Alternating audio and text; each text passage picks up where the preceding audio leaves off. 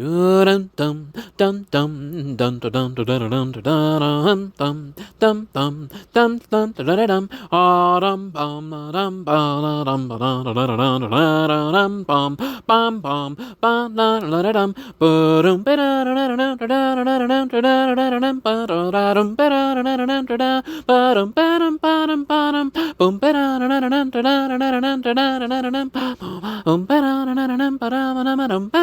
dum boom uh, that was very satisfying. That's not the whole melody I recorded, but that's the main motif, and then I kind of went a little off after that and expanded on it. But that's the key idea. I think for me, the key thing when doing those generations is to find the one that's at least the least repetitious. You know, sometimes it's not very repetitious, but it builds on whatever you give it. And then other times, it's so glad to just not have to deal with whatever you sang into it.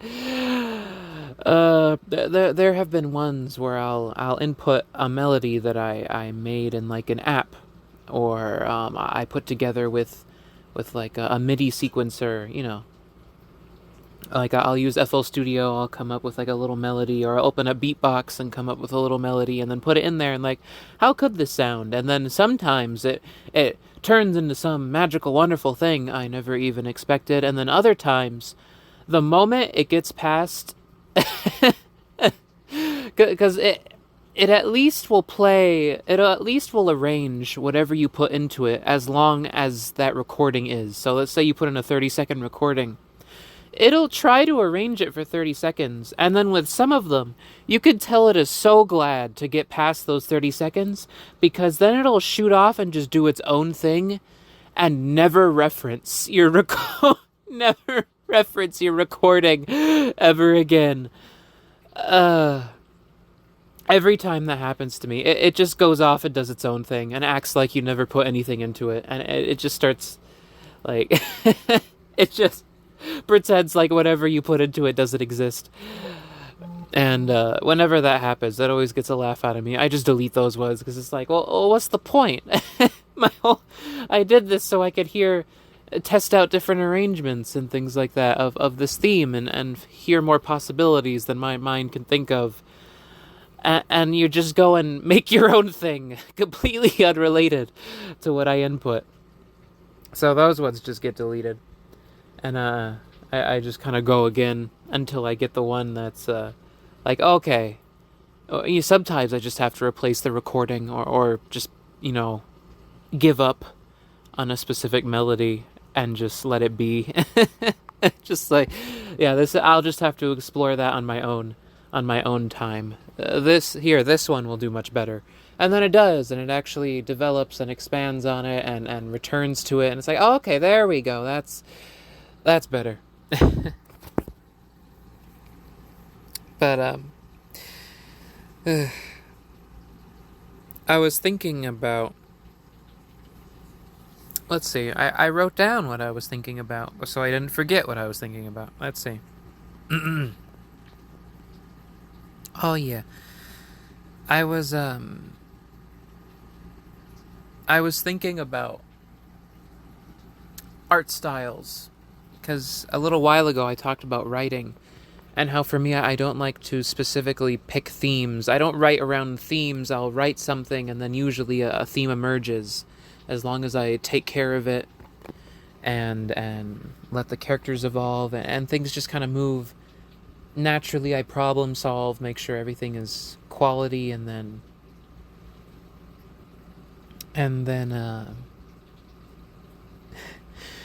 usually for me a theme just emerges naturally and it like really works out. I'm like, oh wow, so that's really good. That's how I like to enjoy writing. I like to build up the sort of ecosystem and then a theme just kind of evolves out of it. But there was something else. Ooh, let me also write that down before I forget about it. Something I wanted to mention about Iggy and Mr. Kirk from yesterday. I finally realized a thought I had on it. Yeah, Mr. Kirk.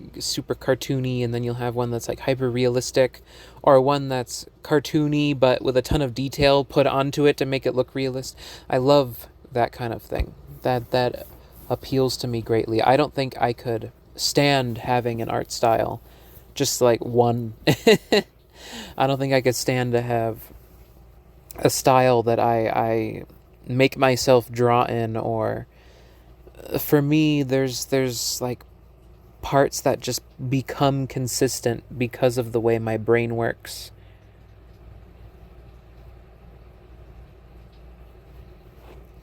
But, it's never purposely trying to turn it into, this is my look. I'm perfectly okay with not having that. You know?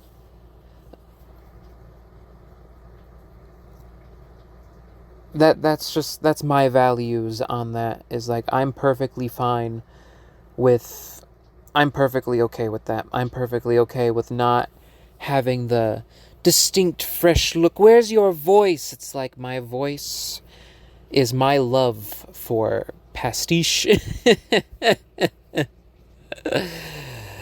And there's just some parts that are naturally, no matter what I do, are gonna come from me. And I just accept those parts as being like, okay, and then even then, I try to train those parts and evolve them, so even that doesn't always look the same. Try to learn more and more, and develop. And the other day I looked up like the artist for Yu-Gi-Oh, the original Yu-Gi-Oh, and how much his art style changed, and how the detail he added changed as well. And there's like, I've been wanting to talk about this, but there's a manga. It's one of my personal preferences. It's one that's really stuck with me for a very, very long time. It is a manga called Jing, King of Bandits. Jing the King of Bandits, or King of Bandits Jing. And one is the art style evolution of starting from like the earliest chapters to where he ends up. Oh, Yuichi Kumakura. Yuan Kumakura. Oh, I love his art. I bought the Jing King of Bandits art books, and one of the most valuable things that I own is the single chapter of what was going to be his sequel manga. It's called Queen and Amaretto. And he was going to make another manga, but then he ended up having health complications. I think it was from his smoking habit that he started in high school. Oh, his art is beautiful. And seeing his evolution, like where he begins is nothing like where he ends. And you can see all the influences that he has sort of like conglomerate, combine. You can see all of his like art, and that's the kind of thing that just like makes my heart flutter. That's part of why I like Jing King of Bandit so much. But his art style, you can see how he takes everything he loves and finds ways to like evolve his art style and incorporate it even more and more, and retrain how he draws lines and hair and details and line work, until like where he ends up is completely different from where he began in terms of just like art style and approach. And even then, with the influences, you can see how he then takes it even further and evolves it even more into his own style. Even after that, the parts that are uniquely him, that he doesn't have to force. It's just how his brain operates. It's just how he processes things, what he finds appealing as he goes along, and it just evolves into something completely different. I want that a lot for myself as well. Is just growing and growing and growing, and assimilating all those different parts. And I don't even mind being a copycat.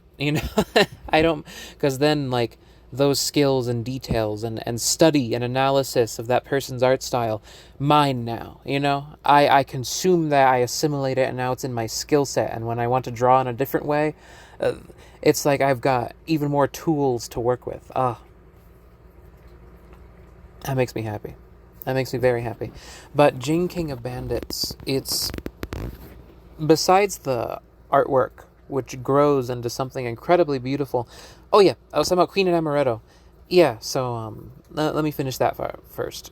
So Queen and Amaretto, he was going to make a manga in the same world as Jing King of Bandits, but with a new characters. And his health ended up causing him to retire. He retired in like the early 2000s. And he only made a single chapter of Queen and Amaretto, and he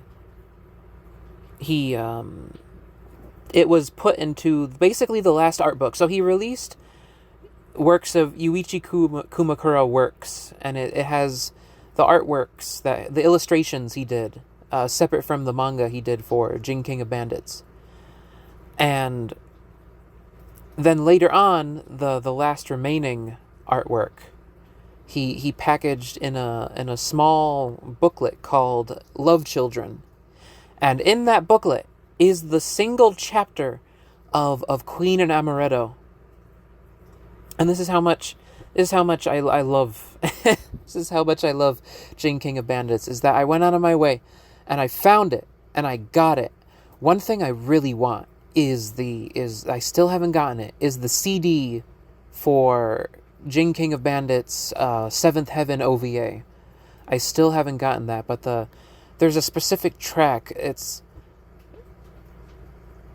the violin version of Campari's theme that plays when Jing is encountering like the newspapers, the people around, and then there's the newsboy, and then Campari appears and he's like, "Don't interfere with freedom of the press."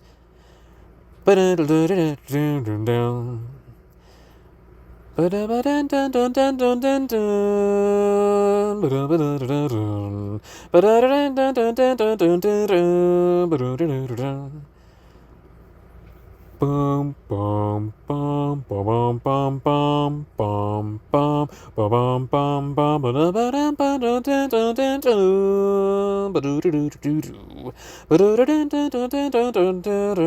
Oh, I gotta get that. Last I saw, that CD was like $24. I really want to get that CD someday. But yeah. So I managed to get Love Children, and the art. Oh, it's the art. The quality is where he was at the end of Jing King of Bandits, and just continuing right off of that. And but that was it. He retired like pretty much right after. I wonder what he's up to now. Oh, I really do wonder what he's up to now. I hope he's still making art and drawing, and even if it's just on the side. And the thing is, like, Jing King of Bandits, it has an anime, but it doesn't cover much, and two is it's not very good. It mostly fails at capturing the feeling of, the best way I can describe Jing King of Bandits is it's surreal and does not really try to explain anything to you. It's like flow state reading. It's like it's very dreamlike. That's the best way I would describe Jing King of Bandits. Going through reading it is like, it's hard to have expectation. It's not really like a plot. It's just it's like flow state. It's what's I had the term in my head just now. Flow of consciousness. That's how I would best describe it, especially as it goes later on and on and on. And if there was one world, not one world, there are worse worlds to live in, but of many different settings to live in that I would not want to live in, I would not want to live in the world of Jing King of Bandits, because there's just, it just constantly feels like there's no rules governing anything, and that just something horrible can happen at any time, just some surreal concept that goes completely unexplained, just wars or weapons or artifacts or just something terrible. No, there's no concrete way that the world of Jing King of Bandits functions. But the terrifying thing is that there's, because of like the postman, Postino, there's implications that there are governments, that there's structure somewhere, that the world functions in some way, but you never really get to see that. There's like chapters where you get introduced to like a cult who has a ritual around like dropping electronics into bathtubs with people in them. Or one where trying to think of what it was. One where there's like people get like converted into music notes, or one where Jing's backstory is like it. That's the chapter where you get to quote unquote see Jing's past does not really explain anything about Jing's past. It's just another incredibly surreal, distorted adventure, and he happens to be younger. You get to see how he meets his partner in crime, Kier, but that's it. It's heavily implied that like his mother passed away at some point, but there's such a vague sense of the world's history in Jing King of Bandits. Yeah. But I will say the earlier parts of Jing King of Bandits are a bit harder to read, just from like a compositional sense. The panel, he gets really sometimes like indulgently experimental with paneling and flow. But I'll say, like, as it goes on, he gets even more masterful at that dreamlike state, the surreal storytelling, and just like carrying you through the setting. The earlier parts of Jing King of Bandits feel like they have a flavor of shonen-ness to them that doesn't quite meld with, I'll say, like the balance. It's like a dish. As it goes on, it's like he's carrying over traditional ingredients, and then as it goes on, the shift more goes into his unique cooking and flavoring and style of storytelling, and he just gets more and more refined by it. By the time you get to the second half of Jing King of Bandits, which is called Twilight Tales, by the time you get to Twilight Tales, he's like completely mastered his art form, his form of storytelling. The flow on all of the stories, the paneling, it just like, it just all clicks all of a sudden.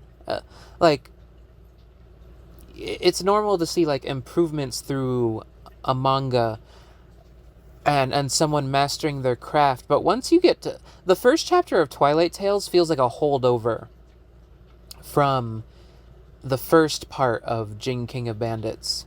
Whereas once you get to Twilight Tales, there's no longer an escalation. You've reached like the apex of, it's just like one after the other.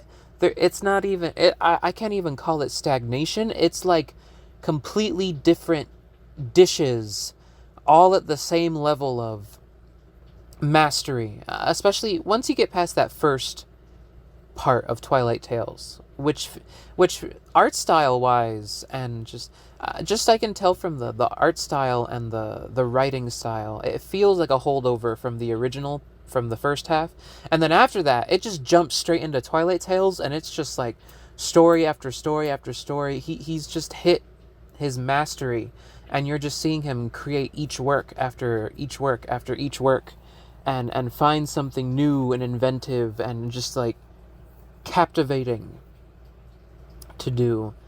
Like, for me, I wish Jin King of Bandits had a good anime adaptation, but it really doesn't.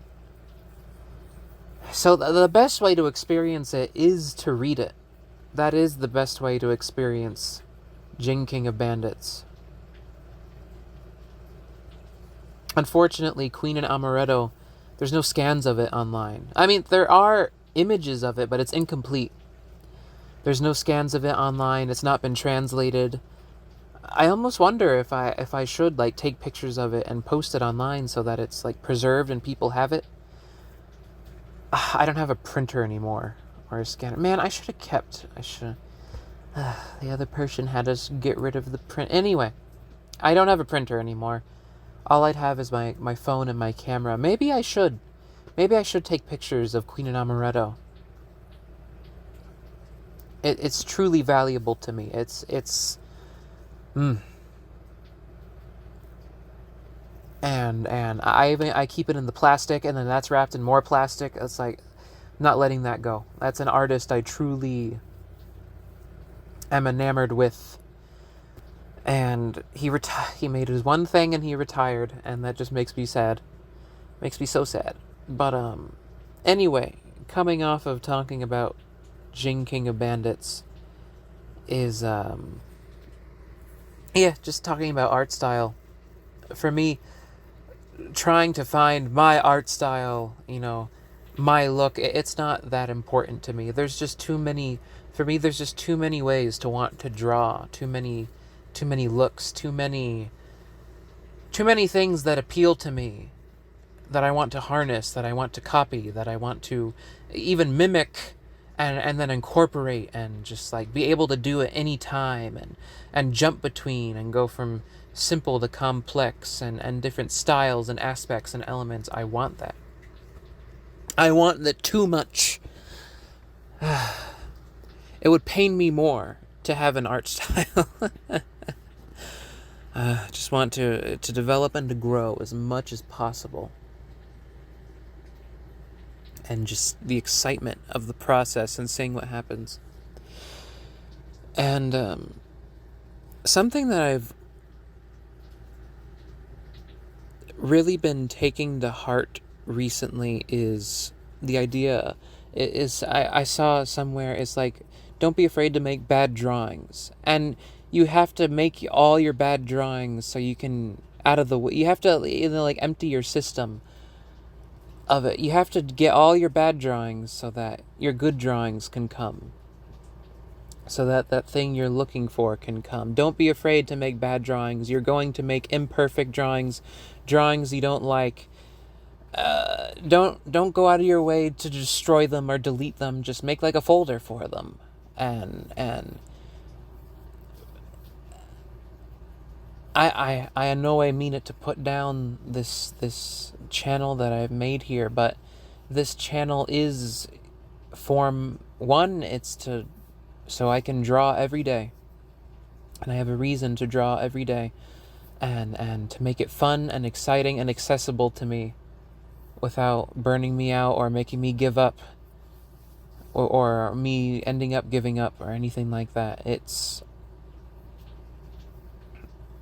for me to draw. It's for me to make my bad drawings. And one thing that's really excited me is that as I've done these, like, my baseline is improving. Going from like where I started at drawing all the thumbnails, and then to where it is now, what I'm able to do in just a few minutes is different. It's much different. my my ability to visualize things. It's evolved. It's changed. My base. I'm able to get to a concept faster, as well. It's. I'm very pleased. I'm very pleased that and I have to tell myself, like, if I'm making a bad drawing, there's been a couple thumbnails that were just like, nah. Quite a few where I was just like, I don't like that, but it's just like, just keep it. This isn't to be perfect. This isn't. You're not looking for perfection here. You're gonna make your bad drawings. You gotta make your bad drawings eventually. You're not. You're not gonna be able to avoid it. So make your bad drawings. Move on. Get those out of the way, so you can feel that urge, that impetus. Just move on. Don't try to perfect this drawing. Just draw another thing. Just, you didn't perform the concept right this time. That's fine. Move on, and on a later day, try to fulfill that concept again. Do it again. Nothing wrong with that. Make a whole new drawing where you try to study that, where that's part of your goal, and then compare. I heard about this manga artist who he would look at a panel in a manga that he wants to draw, and then he would look at it and try and draw it, and then a month later he would try and draw it again after having practiced other things, drawn other things, and then he would draw it again, and then he would look at his first drawing, look at the final drawing, and look at his like middle drawing, and see how much he had grown and improved in between, and like he got closer after studying and analyzing and breaking it down and things like that.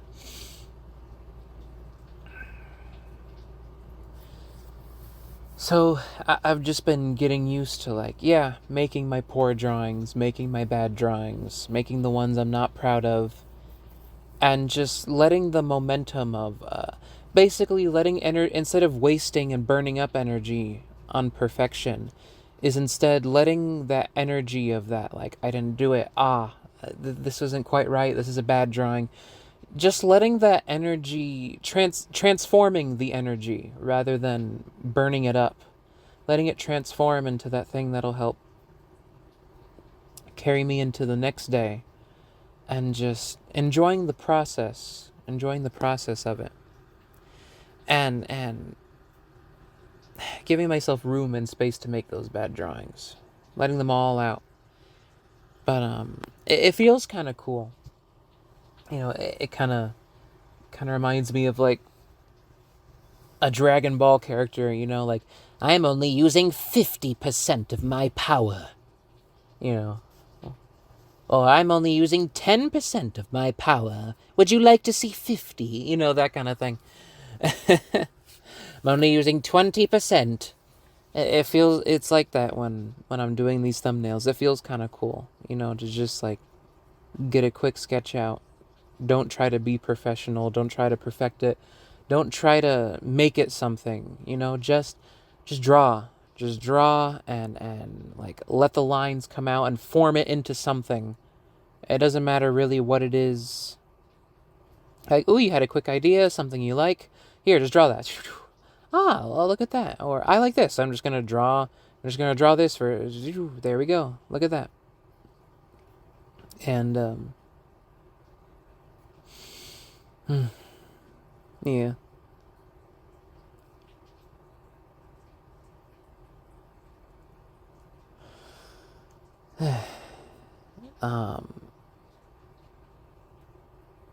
Well, I guess moving on to the next thing. Yeah. Let's see, what else do I have on my things I wrote down for today?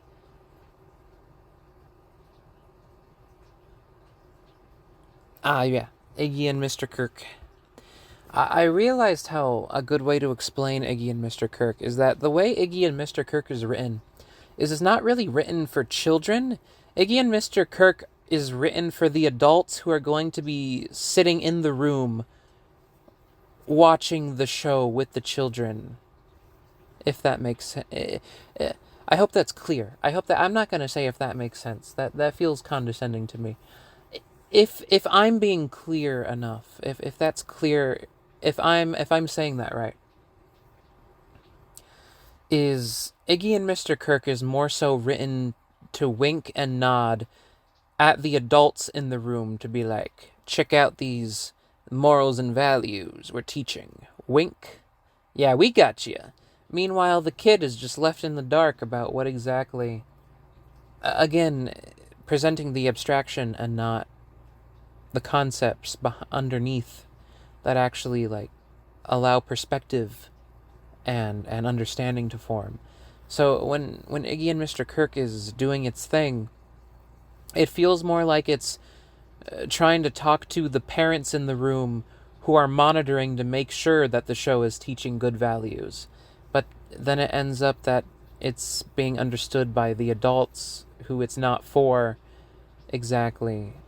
There's a way for it to be understood by both, but the way it's written is it's like, don't worry, parent, we got you covered, Check this off the list, That kind of thing. So the parent can hear it and be like, don't worry, we got you with the good values. But a little too much for the parent and not enough for the kid. But yeah, that's it for that. And now I guess I just want to talk about the day, really. Right now I've got food cooking. I gotta figure out how to cook a spaghetti squash. Today I felt a lot better. Gon's death really, yeah. I haven't felt too great. I've just been a bit hazy, but today I felt okay. And I got up and I cleaned up like a ton of the space. Just organized it. Did some things that I've just been blah, just stuck. Not being able to really get myself to do much, motivate myself to much. And just today I finally I made it. I got back into that stride, I've been taking care of things, but there's just been certain things that I'm just like, I can't move right now. I just can't feel doing anything. I'll go to work. I'll go do the job that I found work with. I'll go.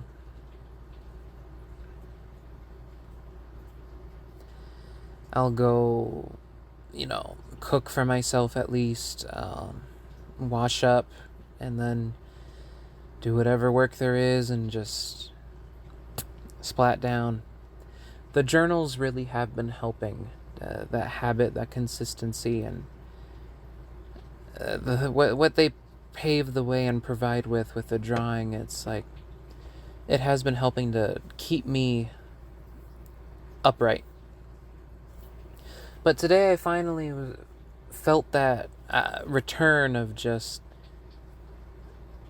more functionality. I had the discipline and the habit sort of carrying me at the moment while my system was low.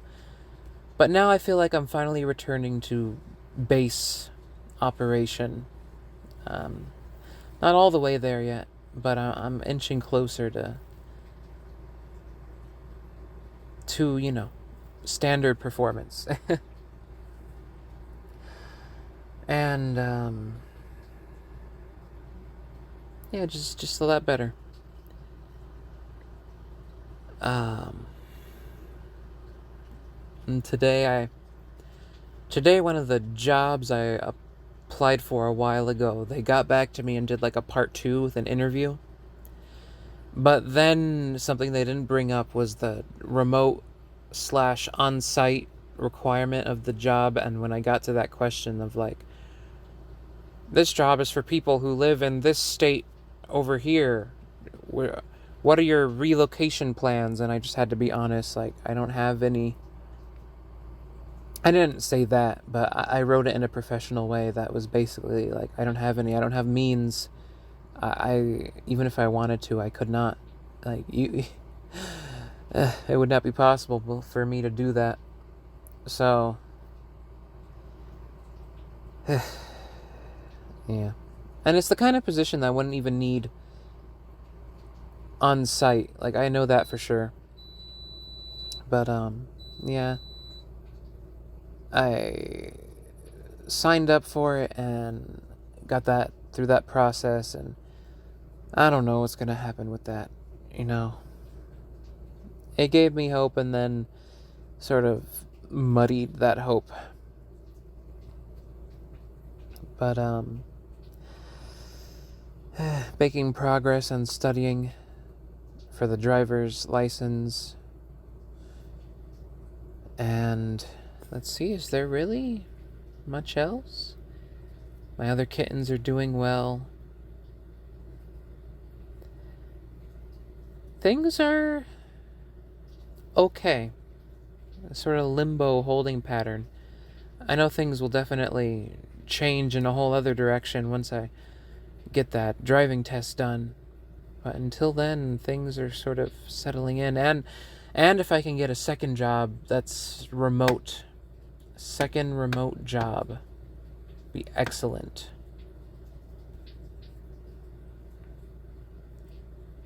Fantastic.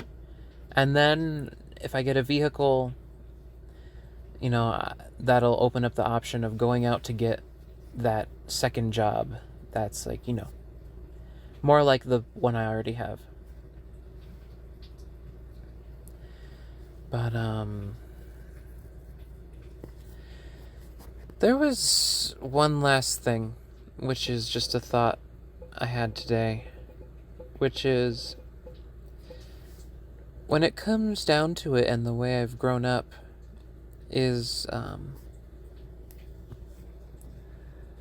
not really sure. Literally, you know, I guess you could place me in a generation just based on time frame. But behaviorally, and in terms of like aspects and parts, is I'm not really sure what generation I am. And, you know, the thing to me is that doesn't really matter. I'm not gonna like put myself in a box or pigeonhole myself or limit myself, but it's just a thought of just a thought of like, and that's the thing, I don't really need to be a part of any, but just observing the consequences that has in terms of my interactions. It's just like, and that's the thing is, yeah, I can't really place it, nor would I want to try and place it. It's not really important to me, but there are consequences it has, which is just like things like, I don't really get the sense of humor that a lot of things have. Well, don't get isn't the right word. I get it. I understand it. I understand it in the way that, like, you analyze how a joke functions and the idea behind. I can understand why people find it funny. You know, it's the absurdist, maybe it's the structure, maybe it's the punchline, it's the unexpected delivery. Like, my one very good friend, I'm able to understand why he finds certain things funny. And, you know, that's the thing, like, not being able to feel something in yourself doesn't necessarily mean that you don't understand it. It just means you don't feel it. But you understand it in like a functional way. You understand it in a humor way, in a cultural way, in a demographic way, you know. Like, yeah, that makes sense. Yeah, I get it. I just don't find it funny. I just don't,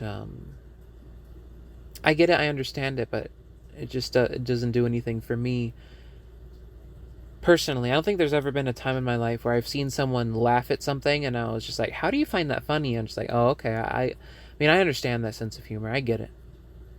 But it's not there's just so many things where I'm just like, that's not for me. I don't really find that funny, or I see other people like that part was genuinely funny, and I'm just like, no, I not for me. I guess it's just it's for me. I just coast through it like I gave some shows a try. Like I tried Amazing Digital Circus. I tried Smiling Friends, and there's a lot of aspects of those things that I like. I like certain aspects. I appreciate that they're not necessarily just trying to be goofy, funny shows. They have other depth or things to them, but it's not something that I like go back to watch or am thinking about consistently. But when I see certain parts of it, I'll just be like, oh yeah, I like that, or I think that's interesting. But I saw this other clip the other day where it was like, why this music feels like ego death, and then I listened to it and I'm just like, eh, not really. I wouldn't say so. I mean, I get what it's doing, it's going for, but I don't know if I feel that it's really, it's sort of like the contrast of the visuals and the sort of like bossa nova calm music, but really the track on its own isn't, it's not anything too, it's not anything too out of the ordinary or anything quite like that. But I guess I could see why someone may feel that way, depending on like the combination of the visuals, or if it's like suggested to them that it's, or they hear like a weird chord. I think tomorrow I'll probably talk about music that I enjoy. Thinking about just hearing the word chord. Milton Babbitt comes to mind. Anyway, but yeah, I watch Amazing Digital Circus, and personally for me, I don't really laugh at any of its jokes. I don't really think it's funny. It's not bad. I just don't think it's funny. I just don't think, I get what the joke it's telling and what it's trying to do with the jokes, and the kind of humor that it's having, and things like that. But it just does nothing for me. I saw this pilot the other day, A for Angel, and like, again, it's that kind of thing where the only thing that I think that's different from Amazing Digital Circus. A for Angel, the only thing I liked about it was the concept, but everything else was just like bare bones, a little mediocre, not particularly well executed. I like the idea of it, but I don't think it's particularly well done. But I think the concept is interesting enough. But it's like, I don't care much for what it actually presents or executes in terms of just like how it goes about doing it. It kind of has the same problem that I talked about with children's shows the other day. But like more modern children's shows. But with the Digital Circus, I think the difference there is that Digital Circus, even if like if I don't find any of the jokes funny or anything like that, it executes on its premise very well, and it's like doing the most it could be. It's very fulfilling, I would say, from what I've seen of Amazing Digital Circus. It's very fulfilling. It's very well thought out, and not a wasted moment or time. It's quality. Quality. I personally wouldn't go back to watch it a lot or at all, really.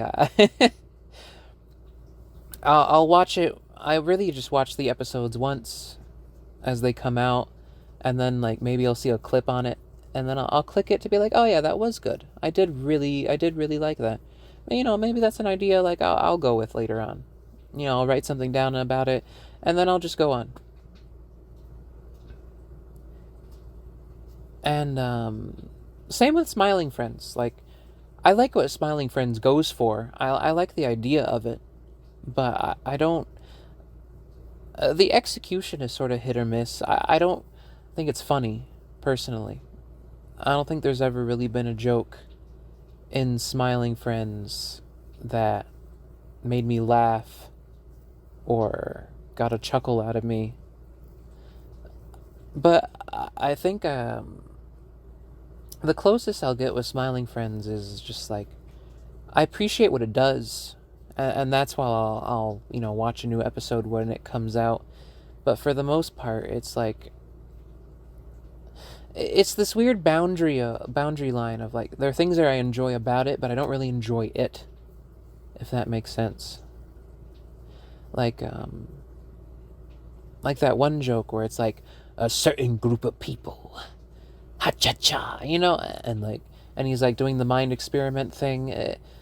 I like the concept surrounding that, the idea that it, it's an this is kind of how I feel with most like modern shows, is Amazing Digital Circus, Smiling Friends, like those two in particular as my examples. Is like they do their concept, not so much with Smiling Friends. Sometimes it doesn't really live up to what its idea is, but I'll say, just for the sake of simplicity, like, they're two shows that, for the most part, on one end or more so on the other, they live up to their premise, their idea, and they do everything right. They pretty much do everything right that they could do, and execute on the concepts, and I can tell at least that the jokes that they are doing, for the people whose sense of humor that is, like, it works very well. That is their sense of humor. I can tell it works very well, and that it's very well done.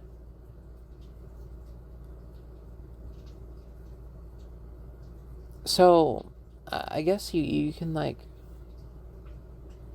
approach a show, I guess, and there are things that are like, that's not for me, but then there are parts that are like, oh, I like that. Maybe that's a little more for me, or I enjoy this aspect of it. And then, you just come away from it like that, appreciating it. You don't have to like everything that you see, but you can appreciate it. You don't have to love everything you see, There's like neutral reactions, appreciating it, admitting that it's there are lots of things where I can fully say, like, that's quality. That's quality. I don't care for it. I wouldn't come back to it, but it's quality. I can fully acknowledge that. It's just, I like this instead. Yeah. But yeah, just it's like that. Like, I'm the kind of person who I don't really care about relatability and things like that. I just kind of like what I like. And when I write, I really, personally, I don't like writing something where it's like, is this going to be relatable? It's like, no, I just kind of want to write people, even if other people don't really understand them. Like, if I watch Frasier, it's like, I don't really understand. I can't really relate to these guys, but there's aspects of them that just speak to me, you know? It's kind of like what I was talking about yesterday. It's like, relatability, it really only gets you so far. Shouldn't really use it as a crutch. Because, I mean, the fact, I brought it up yesterday. It's like Frasier making it out when most people probably wouldn't really, if you took it literally, most people couldn't really relate to Frasier. Yet they could relate to everyone else at the bar, yet Frasier is the one who pushes forward into the next show with another 11 seasons. But yeah, just want to have a casual journal today, so I won't get too much into things. So I'll end it here.